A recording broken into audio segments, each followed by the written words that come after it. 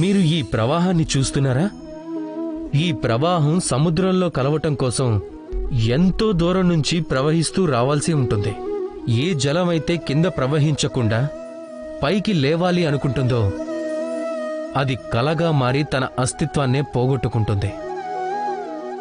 ఇక అదే విధంగా ఎవరైతే ఈ జలాన్ని తాగాలి అని కోరుకుంటారో వారు వారి మోకాళ్లపై ఉండి వారి చేతులను దోసిళ్లుగా మార్చి ఈ జలాన్ని తాగాల్సి ఉంటుంది. ఎవరైతే మోకాలిపై ఉండకుండా ఈ జలాన్ని తాగాలని కోరుకుంటారో వారు దాహంతోనే తిరిగి వెళ్లాల్సి ఉంటుంది. కొందరు ఇదే విషయాన్ని మర్చిపోయి వారు ప్రేమని పొందాలి అని కోరుకుంటూ ఉంటారు. వారి కోరికైతే ఎంతో స్వచ్ఛమైనదే అయ్యుండొచ్చు, కానీ ఆ ప్రేమ సమక్షంలో వారు తగ్గాలి అనుకోరు.